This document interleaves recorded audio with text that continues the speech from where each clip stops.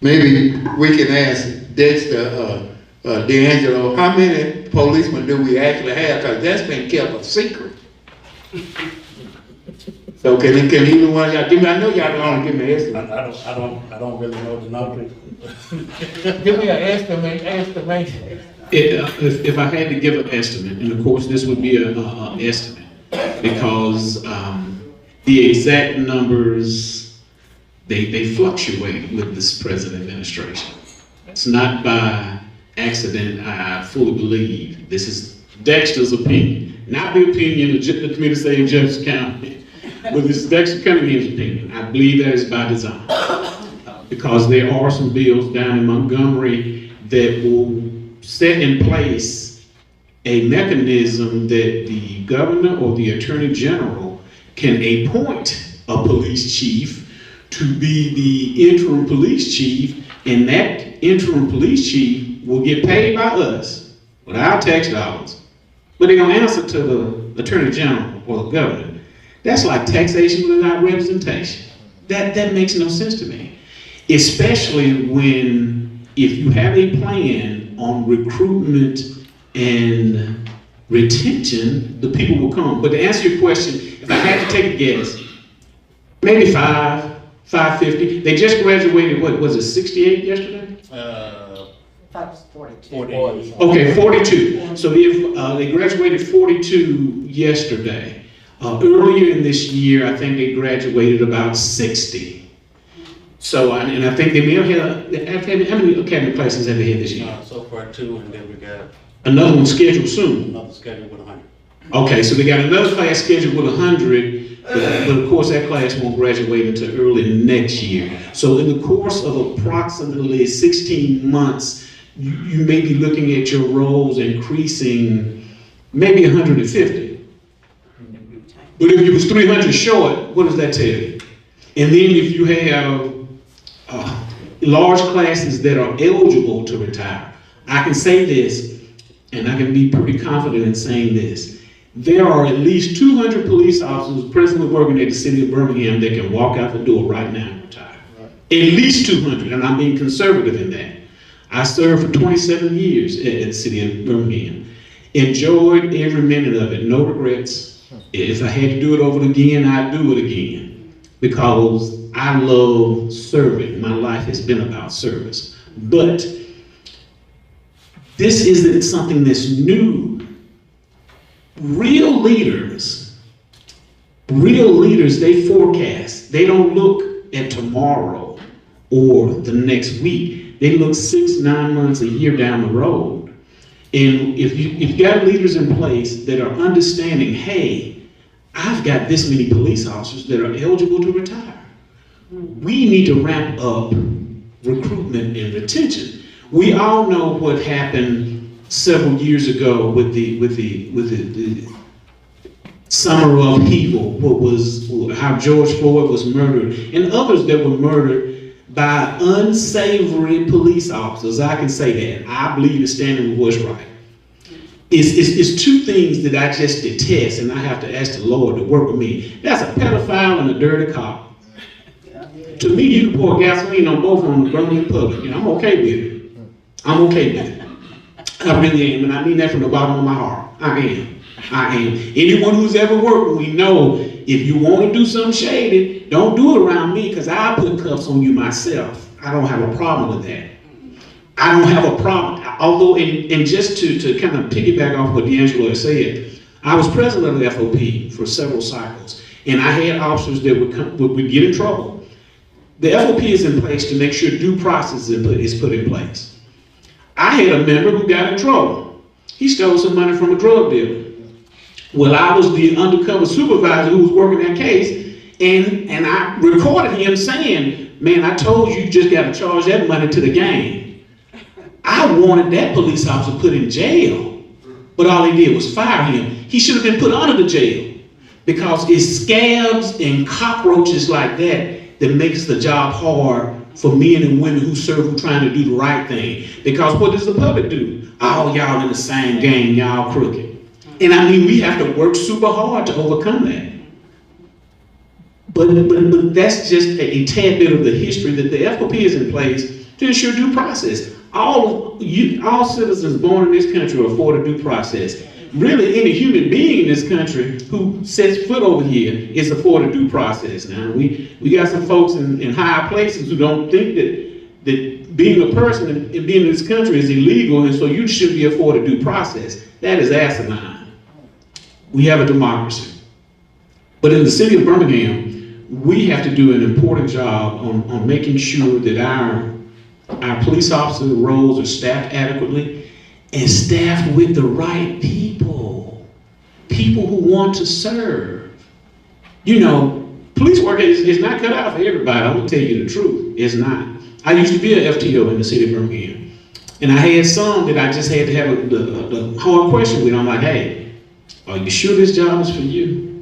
And it's okay if it's not. That doesn't make you a bad person, and that doesn't make you less than. But it's a particular mindset that goes in place with being a police officer.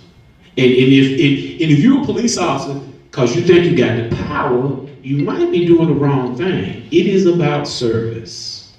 And if it's not about service, find you something else to do. Okay, Sarah. I misspoke earlier. There were 48 officers that graduated, not 42. But would you elaborate a little bit more, Dexter, about what an FTO is? Oh, okay. And, yes. Yeah, okay, I'm sorry. That's okay. I'm a police officer and a retired service member, so we always use these acronyms. So an FTO is a field training officer.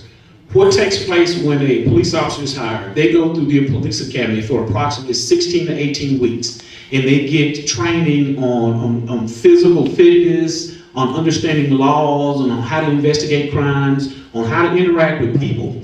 They get theoretical best case scenario education, basically classroom education. Once they graduate, they come to the streets where they are assigned to work with an older, more seasoned officer who has been policing a while, who has gone through specific training on how to do the hands-on training of that newly graduated police officer on how to conduct themselves and how to become a good servant of the people. That's one of the most important positions in the police department, because if you don't have a good FTO giving good training, because not only do they have to give the training, but they have to evaluate this person and say, okay, yeah, you should become a permanent police officer, or no, this isn't work, this ain't the work for you, move on to something else. And that's a hard decision, because you have people who maybe all their life they wanted to be a police officer, but they don't have the skill set or the temperament to do it. So you have to make that decision. So that's what the FTO is. In the back, Ms. Sheila? Yes, do you think the recruitment now is, they're getting so many now because of the benefits and the incentives? Because I had an opportunity to talk to more than half of the recruitments for the last 3 classes, and they all brought up the benefits and the incentives.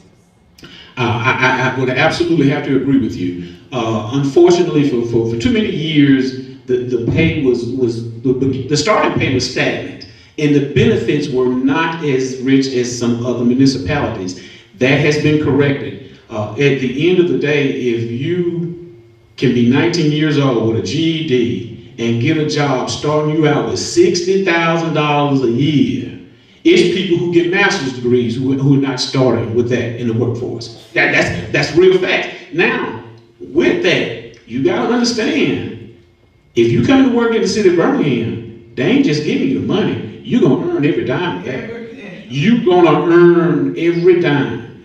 There is an aspect of law enforcement that you see things that you cannot unsee. You see a child that has been abused by some unsavory parents and they're dead. You can't unsee that. You see a woman or a man that has been killed by their spouse. You can't unsee that. That's on your hard drive, this brain. It's there. It's there. There's a reason that police officers have high incidents of divorce, alcoholism, drug abuse, and suicide. It's a reason. Now, and I can say this, what the city has not done, they have not done a good job of helping with the counseling of police officers. I know they got employee assistance, but I'm telling you, I've been doing this for over 30 years. It is way deeper than that. The only thing that's kept me in my right mind is my relationship with my Savior. If it wasn't for that, I know I'd be a stumbling drunk or a dopehead. Because I have seen some stuff that Lord knows I wish I could unsee. But I can't. And I'm okay with that. I'm comfortable with that. But I mean, you have to be honest with people when they're getting into law enforcement. There are portions about it that you can't unsee. And unfortunately, what sometimes the community does not see. And I apologize for being long-winded on this, Mr. Muhammad, because I believe in this all my life in law enforcement. There is nothing nice about having to arrest somebody and use physical force. It would be great if somebody broke the law and I called them, I'm like, sir or ma'am, you're under arrest. Would you please put your hands behind your back so you can go to jail? Okay, you caught me, I'm gonna go to jail. That doesn't happen a whole lot. So then it gets physical.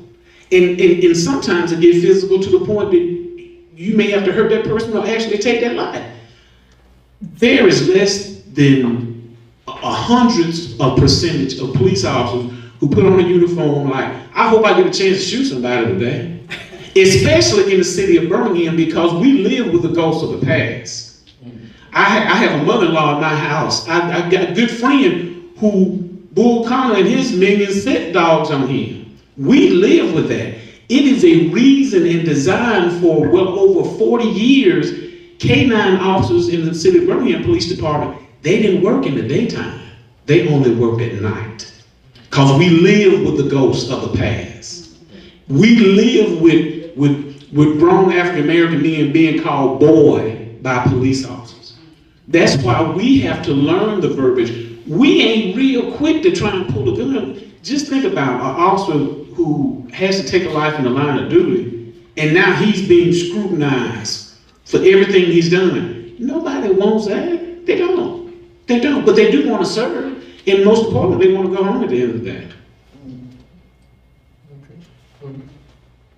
You had another question? Yes. I'm a We member, can get you.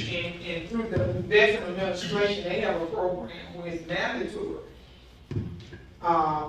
With the benefits that you receive, that you take classes, a certain amount, I think it's every 3 months, you have to have a certain amount of hours. It's part of PTSD and mental evaluation. So do you think that's a good program that will be introduced to the armed forces? With the incentives that y'all do have? Absolutely. And not only is it a good idea. Not a problem or not? Oh, yeah. And D'Angelo and I'm not going to speak too much on it, but he and I have been in conversations for the very thing that you said. Now, larger cities throughout the country, they actually have psychologists and therapists on duty and on their payroll. I understand Birmingham is not that big, and we may not be able to afford that, but you got to ask yourself, what can you afford for someone who is serving you that's now broken? But what can you afford that? Can you afford to have a person who is licensed to have a gun, but because of what he has endured while serving the city, he's now mentally unstable? Can you afford that? Can you afford that? You ask yourself, at what price? Sarah Beth? Yes, so the 48 men and women that just graduated from the police academy, you explained that there's a field training officer process now that's in place after that. How long will those new graduates work with a field training officer before they are on their own?